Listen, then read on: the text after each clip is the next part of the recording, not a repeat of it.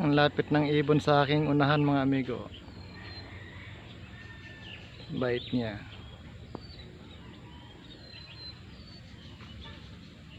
Yun, pad.